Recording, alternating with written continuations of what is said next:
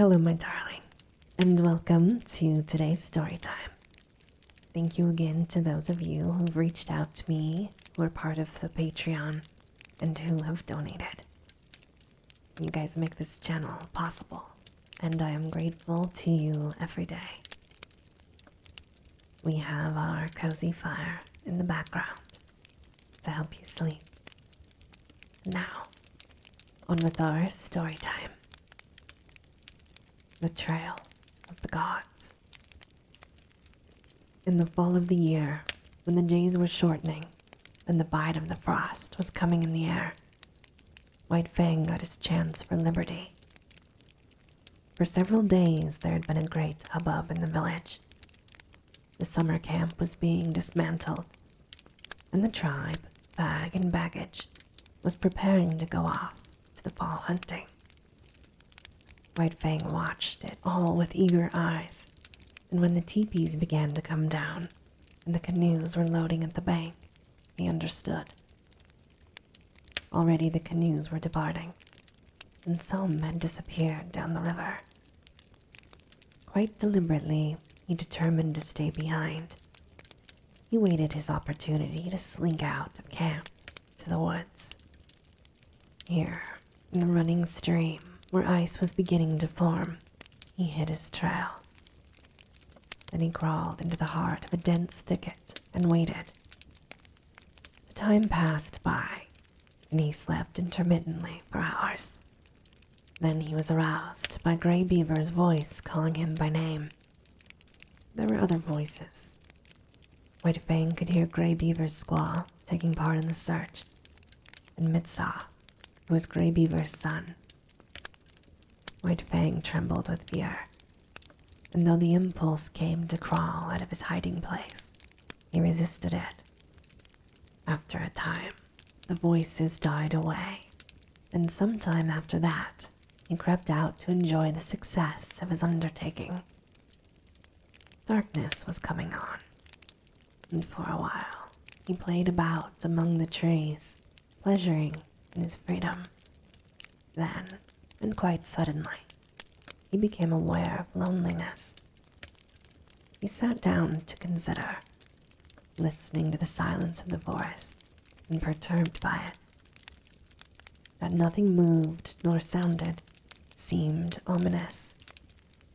He felt the lurking of danger, unseen and unguessed. He was suspicious of the looming bulks of the trees and of the dark shadows that might conceal all manner of perilous things. Then it was cold. There was no warm side of a teepee against which to snuggle. The frost was in his feet, and he kept lifting first one forefoot and then the other. He curved his bushy tail around to cover them, and at the same time he saw a vision. There was nothing strange about it. Upon his inward sight was impressed a succession of memory pictures. He saw the camp again, the teepees and the blaze of the fires. He heard the shrill voices of the women, the gruff basses of the men, the snarling of the dogs. He was hungry, and he remembered pieces of meat and fish that had been thrown to him. Here there was no meat, nothing but a threatening and inedible silence. His bondage had softened him. Irresponsibility had weakened him. He had forgotten how to shift for himself. The night yawned about him. His senses, accustomed to the hum and bustle of the camp, used to the continuous impact of sights and sounds, were now left idle. There was nothing to do, nothing to see nor hear. They strained to catch some interruption of the silence and immobility of nature. They were appalled by inaction and by the feel of something terrible impending. He gave a great start of fright. A colossal and formless something was rushing across the field of his vision. It was a tree shadow flung by the moon, from whose face the clouds had been brushed away.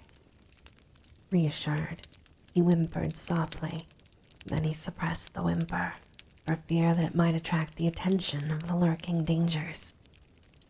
A tree, contracting in the cool of the night, made a loud noise.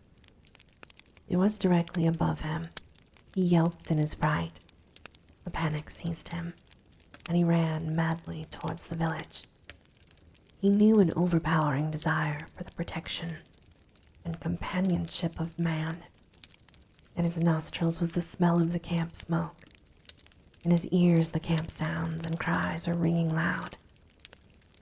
He passed out of the forest and into the moonlit open, where there were no shadows nor darkness. But no village greeted his eyes. He had forgotten. The village had gone away. His wild flight ceased abruptly. There was no place to which to flee. He slunk forlornly through the deserted camp, smelling the rubbish heaps and the discarded rags and tags of the gods. He would have been glad for the rattle of stones about him, flung by an angry squaw, glad for the hand of Grey Beaver descending upon him in wrath, while he would have welcomed with delight Lip Lip and the whole snarling, cowardly pack. He came to where Grey Beaver's teepee had stood. In the center of the space it had occupied, he sat down. He pointed his nose at the moon. His throat was afflicted by rigid spasms. His mouth opened, and in a heartbroken cry bubbled up his loneliness and fear, his grief for Kish, all his past sorrows and miseries, as well as his apprehension of sufferings and dangers to come. It was the long wolf howl, full-throated and mournful, the first howl he had ever uttered. The coming of daylight dispelled his fears, but increased his loneliness. The naked earth, which so shortly before had been populous, thrust his loneliness more forcibly upon him. It did not take him long to make up his mind. He plunged into the forest and followed the riverbank down the stream. All day he ran. He did not rest. He seemed made to run on forever. His iron-like body ignored fatigue, and even after fatigue came, his heritage of endurance braced him to endless endeavor and enabled him to drive his complaining body onward. Where the river swung in against precipitous bluffs, he climbed the high mountains behind. Rivers and streams that entered the main river he forded or swam. Often he took to the rim ice that was beginning to form, and more than once he crashed through and struggled for life in the icy current. Always, he was on the lookout for the trail of the gods, where it might leave the river and proceed inland. White Fang was intelligent beyond the average of his kind, yet his mental vision was not wide enough to embrace the other bank of the Mackenzie. What if the trail of the gods led out that side? Never entered his head. Later on, when he had traveled more and grown older and wiser, and come to know more of trails and rivers, it might be that he could grasp and apprehend such a possibility. But that mental power was yet in his future. Just now he ran blindly, his own bank of the Mackenzie alone entering into his calculations. All night he ran, blundering in the darkness into mishaps and obstacles that delayed but did not daunt. By the middle of the second day, he had been running continuously for 30 hours, and the iron of his flesh was giving out.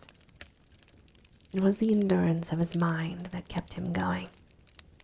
He had not eaten in 40 hours. He was weak with hunger. The repeated drenchings in the icy water had likewise had their effect on him. His handsome coat was draggled. The broad pads of his feet were bruised and bleeding. He had begun to limp, and his limp increased with the hours. To make it worse, the light of the sky was obscured and snow began to fall. A raw, moist, melting, clinging snow, slippery underfoot, that hid from him the landscape he had traversed, and that covered over the inequalities of the ground, so that the way of his feet was more difficult and painful. Grey Beaver had intended camping that night on the far bank of the Mackenzie, for it was in that direction that the hunting lay. But on the near bank, shortly before dark, a moose coming down to drink had been spied by Grey Beaver's squaw. Now, had not the moose come down to drink, had not Mitsaw been steering out of the course of the snow, had not the squaw sighted the moose, and had not Grey Beaver killed it with a lucky shot from his rifle, all subsequent things would have happened differently. Grey Beaver would not have camped on the near side of the Mackenzie, and White Fang would have passed by and gone on, either to die or to find his way to his wild brothers and become one of them, a wolf to the end of his days. Night had fallen. The snow was flying more thickly, and White Fang, whimpering softly to himself as he stumbled and limped along, came upon a fresh trail in the snow.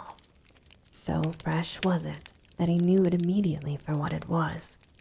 Whining with eagerness, he followed back from the riverbank and in among the trees. The camp sounds came to his ears.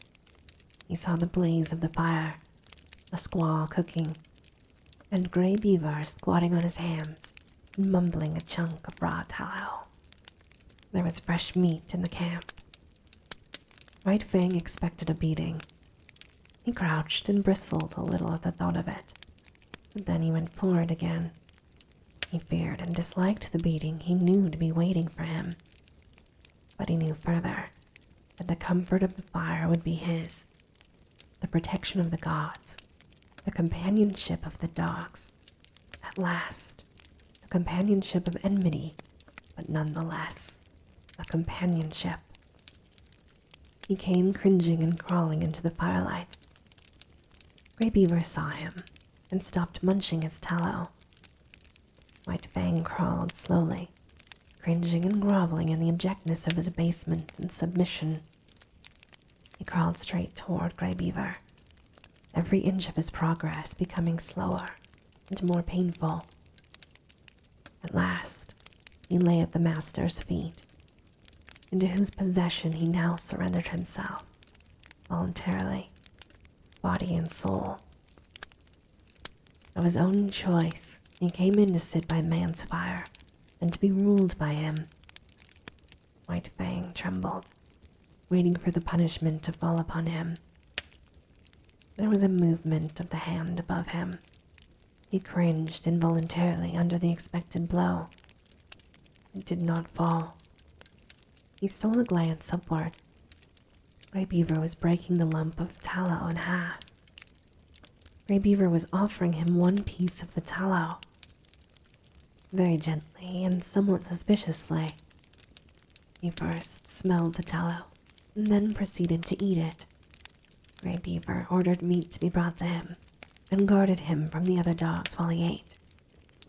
After that, grateful and content, White Fang lay at Grey Beaver's feet, gazing at the fire that warmed him, blinking and dozing, secure in the knowledge that the morrow would find him, not wandering forlorn through bleak forest stretches, but in the camp of the man-animals, with the gods to whom he had given himself, and upon whom he was now dependent.